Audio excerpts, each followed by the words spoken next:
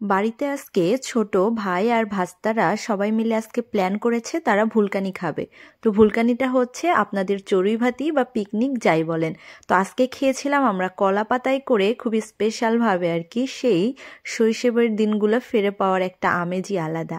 তো প্রথমেই আমার ভাই তো ওর ফ্রেন্ড সার্কেল সবাইকে নিয়ে হাজির। সবার বাসা থেকে ও সবজি, ডিম, চাল, আলু, পেঁয়াজ সবকিছু কালেক্ট করতেছিল। সঙ্গে কালেক্ট করতেছিল ওর বন্ধুরাও, ওরাও ডাল কালেক্ট করতেছে।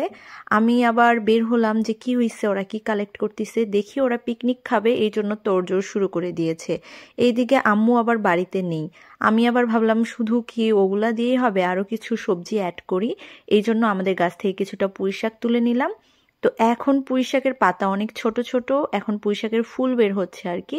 খুব একটা বড় সাইজের পাতা পেলাম না, যতটুকু পেয়েছি আর কি হাতের মুঠোয় নিয়েছি। মোটামুটি পাতাগুলো সতেজ আছে, অনেক সুন্দর। তো এই তো আমি তুলে নিয়ে চলে আসলাম। তো ভাবলাম আরো কি সবজি দেওয়া যায়। তো আমাদের বাড়ির পিছনে এই দিকটাতে হচ্ছে এই যে ধুন্দুল, দুধকুশি বা কদা, যে যেটাই বলে না কেন, এটা হয়ে আসছে। তো এখান থেকে একটা কচি দেখে ধুন্দুল আমি এখান থেকে ছিঁড়ে নিলাম। তো আমাদের টিউবওয়েলের পাড়ের এখানে সুন্দর একটা হয়ে আছে, আমি এটাকেই এই শিম গাছ, ধুন্দুল গাছ সবকিছু আমার মায়ের হাতের লাগানো। আর এটা হচ্ছে আমাদের গ্রামের কাঁচা রাস্তা, রাস্তা এখনো পাকা হয়নি। যাই হোক, তো এখানে সবকিছু কালেক্ট করা হয়েছে। ওরা ডিম এনেছে, ডাউল, চাউল, আলু আর বিভিন্ন ধরনের সবজি। তো আরো কিছু সবজি পরে অ্যাড করা হয়েছিল, যেগুলা প্রথমের দিকে আর কি ভিডিওতে মিসিং আছে। অ্যাজ লাইক হচ্ছে পেঁপে দেওয়া হয়েছিল, তারপর হয়েছিল ফুলকপি। তো এই শীতের সবজি দিয়ে খিচুড়ি খেতে কিন্তু ভীষণ মজা লাগে। আর এখানে ছিল হচ্ছে শাক কয়েক প্রকারের। এদিকে মামি আর আমি কাটতে বসেছি। আমার নানু বাসা আর আমাদের বাসা পাশাপাশি আর কি। তো আমার একটা মামি এসে সাহায্য করতেছিল কাটাকুটিতে। আমিও কাটতেছিলাম হালকা পাতলা। সিম আর হচ্ছে মিষ্টি কুমড়াগুলো কাটা হয়ে গিয়েছে।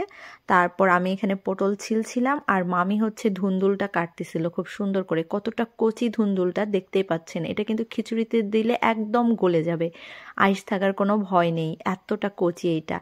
আর এই সময়ের ধুন্দুলগুলো এত সুন্দর হয়। আর এই যে পেঁপেটা, এটাও গাছের পেঁপে, গাছ থেকে পেড়ে নিয়ে এসেছে। আমার ছোট ভাই গিয়েছিল পাড়ার জন্য, তো সেই ক্লিপটা আমি নিতে পারিনি। যাই হোক, ও এনে দিল, আমি এটাকে ছিলে কেটে পরিষ্কার করে নিলাম।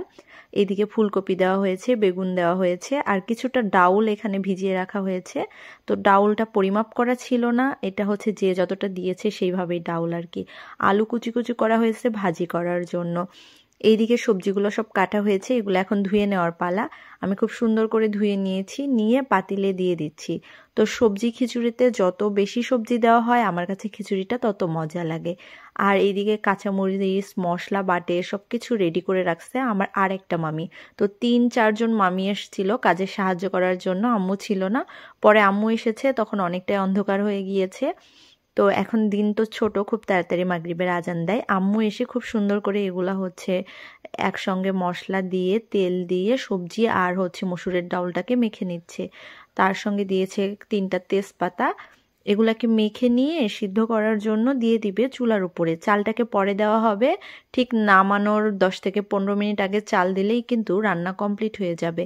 তো আগে সবজিগুলো সিদ্ধ করে নেওয়া হচ্ছে, না হলে কিন্তু কাঁচা কাঁচা থেকে যাওয়ার ভয় থাকে।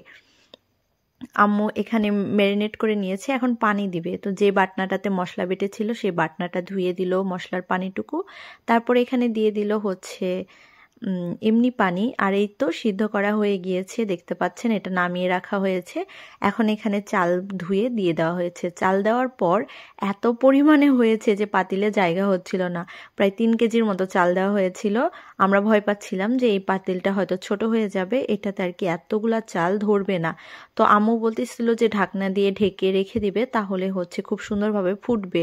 বাট লাস্ট পর্যন্ত আমরা হেরে গিয়েছি আর কি, কিছুতে এই পাতিলটাতে ধরানো যাচ্ছিল না। ভিতরের দিকের চালগুলো খুব সুন্দর করে সিদ্ধ হচ্ছিল, কিন্তু উপরে যে চালগুলো ছিল সেগুলো সিদ্ধ হচ্ছিল না, যেহেতু পাতিলটা হচ্ছে চালের তুলনায় ছোট।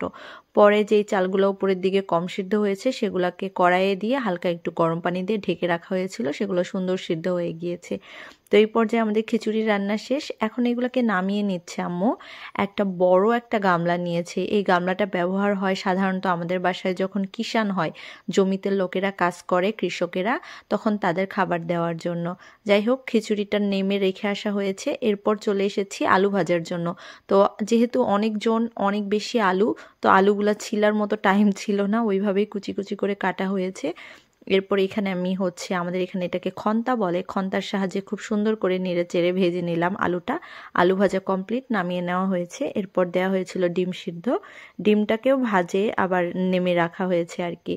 তো প্রত্যেক জন প্রতি একটা করে ডিম ছিল আর কি। এতগুলা বাচ্চা পিকনিকে অ্যাটেন্ড করছে। ওরা আবার আমাদের রুমের মধ্যে বসে ওয়েট করতেছিল, যেহেতু আমাদের ওয়াইফাই নেওয়া হয়েছে। বাচ্চারা তো রুমে আসলে সবাই গেম খেলা নিয়ে ব্যস্ত। আর এই তো সব থেকে ক্ষুদে সদস্য আজকে আমাদের পিকনিকের, ওর নাম সিদ্রাতুল। ও এখনো খাওয়া শিখেনি, ওর বয়স মাত্র 5 মাস, তবুও অনেক এক্সাইটেড। মানুষজন দেখলে খুব হাসি খুশি থাকে আর কি। সবাই ওয়েট করতেছে রুমের মধ্যে, এদিকে আম্মু ডাকতেছিল যে আসো খাওয়া শুরু করে দাও। সবাই চলে এসেছে, খেতে বসে গিয়েছে।